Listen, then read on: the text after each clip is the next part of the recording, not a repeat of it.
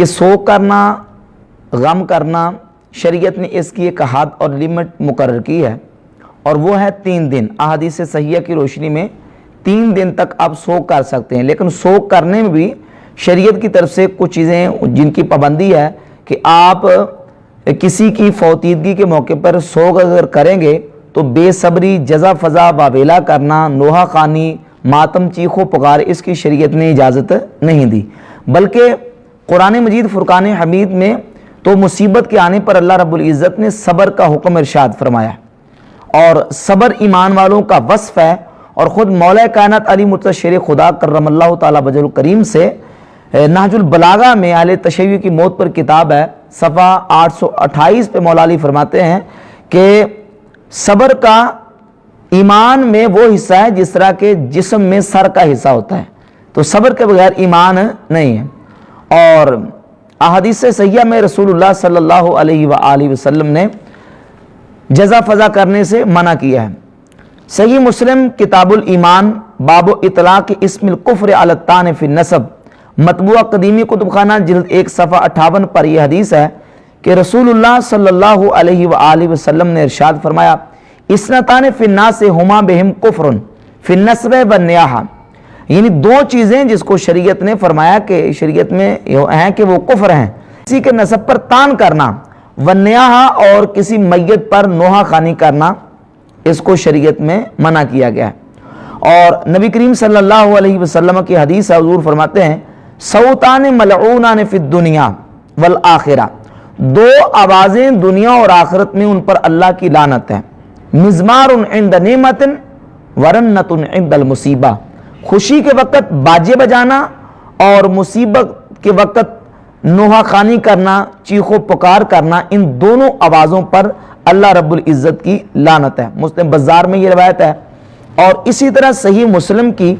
جلد 1 صفحہ 303 پر مطبوعہ قدیمی کتب خانہ کتاب الجنائز میں حدیث ہے کہ رسول اللہ صلی اللہ علیہ وآلہ وسلم نے فرمایا، النائحۃ اذا لم تتب قبل موتہا، نوحہ کرنے والی عورت اگر وہ موت سے پہلے توبہ نہ کرے تو قام یوم القیامہ، اس کو قیامت کے دن اٹھایا جائے گا، وعلیہا سربال من قطران، اور اس کے اوپر اس کو جب قیامت کے دن اٹھایا جائے گا تو اس کے بدن پر گندک کا کرتا ہوگا، وَدِرْعٌ مِّن جَرَب، اور کھجلی کا دوپٹہ ہوگا، یعنی اس کو خارش لگی ہوگی جب وہ قیامت کے دن اٹھائی جائے گی۔ اور صحیح بخاری میں حدیث ہے، جلد 1 صفحہ 499 پر رسول اللہ صلی اللہ علیہ وآلہ وسلم نے ارشاد فرمایا، لیس منا من لطم الخدود وشق الجیوب ودعا بدعوى الجاہلیہ، کہ جس نے اپنے گریبانوں کو پھاڑا، اپنے چہرے پر تمانچے مارے مصیبت کے وقت، پریشانی کے وقت، اور جاہلیت کی پکار کی طرح پکار کی جس طرح جاہلیت میں عورتیں مصیبت کے وقت ایسا کرتی تھی، لیس منا، اس کا ہمارے ساتھ کوئی تعلق نہیں ہے۔ اور اس سلسلے میں آخری حدیث مرفوع جو کہ المعجم الاوسط امام طبرانی کی کتاب ہے، حدیث نمبر 5229، رسول اللہ صلی اللہ علیہ وسلم نے ارشاد فرمایا، ان ہؤلاء النوائح یجعلن یوم القیامت صفین فی جہنم، یہ مصیبت کے وقت نوحہ خوانی کرنے والی عورتیں قیامت کے دن ان کی 2 صفیں بنائی جائیں گی،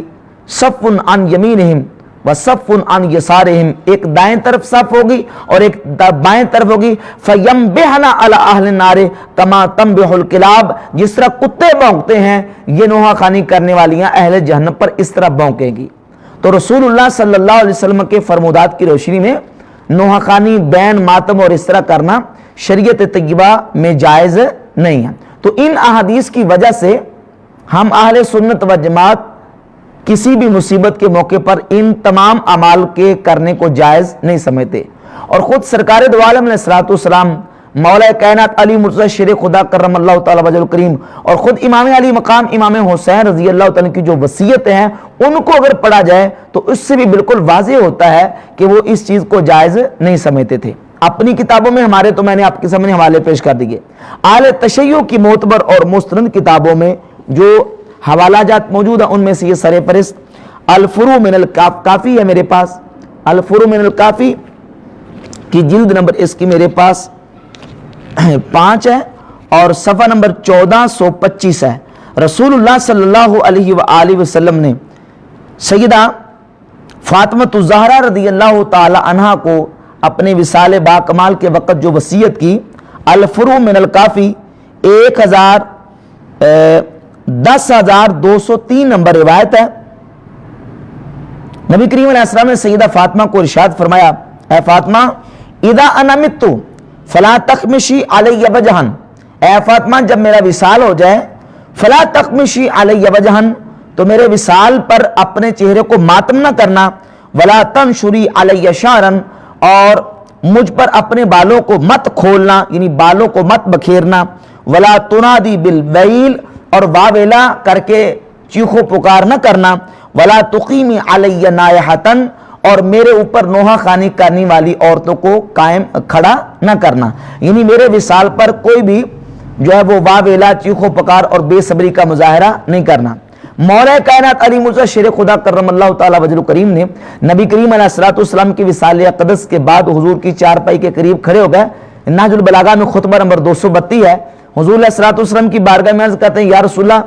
لولا انک امرت بالصبر ونہیت عن الجزع لانفضنا علیک ماء الشؤون، یا رسول اللہ مجھے آپ کے وصال اقدس پر اتنا غم ہے، اگر آپ نے مصیبت پر صبر کا حکم نہ دیا ہوتا اور جزا فضا سے روکا نہ ہوتا، لانفضنا علیک ماء الشؤون، تو میری آنکھوں کے اندر آنسوؤں کا جتنا ذخیرہ ہے میں اللہ کے رسول علیہ السلام کے وصال اقدس پر بہا دیتا، لیکن اب میں ایسا نہیں کروں گا کیونکہ میرے کریم آقا علیہ السلام نے مصیبت کے آنے پر جزا فضا کرنے سے منع کیا ہے اور اس رماتم کرنے سے، رونے پیٹنے سے منع کیا ہے۔ تو مولا علی کا بھی یہ فرمان ہے۔ اور آخر میں امام علی مقام سید الشہداء راکب دوش مصطفیٰ امام حسین رضی اللہ تعالی عنہ کی وہ وصیت جو امام حسین نے اپنی ہمشیرہ سیدہ زینب رضی اللہ تعالی عنہ کو میدان کربلا میں کی، اہل تشیع کی معتبر اور مستند کتابوں میں، تقریباً سیرت اور تاریخ کی کتابوں میں یہ وصیت موجود ہے۔ میں آپ کے سامنے اس کو دو کتابوں کے حوالے سے پیش کروں گا۔ شیخ مفید نے اپنی کتاب الارشاد میں، الارشاد کی صفحہ نمبر 337 پر اس کو بیان کیا ہے، صفحہ 337 پر، اور علامہ ملا باقر مجلسی جو اہل تشیع کا ایک بہت معتبر اور بہت بڑے عالم سے پہچانے جاتے ہیں، یہ ان کی کتاب ہے جلال العیون، زندگی چہاردہ معصوم، یہ جلال العیون ہے۔ جلال العیون کے صفحہ نمبر 653 پر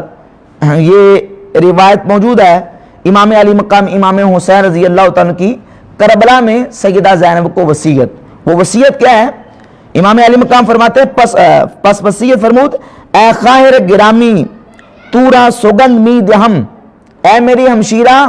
میں تجھے اللہ کی قسم دیتا ہوں کہ چوں من از تیگ اہل جفا بعالم بقا رحلت نمائم، جب میں ظالموں کے ظلم کا نشانہ بن کے ان کی تلوار سے اس دنیا سے اگلے جہان پہنچ جاؤں، گریبان چاک مکنید، اپنے گریبان کو چاک مت کرنا،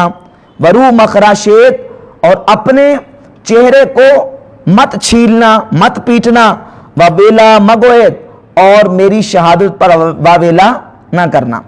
امام حسین رضی اللہ تعالیٰ عنہ کی ذات گرامی قدر نے بھی یہی درس اور یہی سبق میدان کربلا میں دیا، جو قرآن کا سبق ہے، جو رسول اللہ صلی اللہ علیہ وسلم کا حکم اور فرمان ہے، جو مولا علی کا فرمان ہے، وہی امام حسین رضی اللہ تعالیٰ نے سبق دیا کہ مصیبت کے آنے پر کیا کرنا؟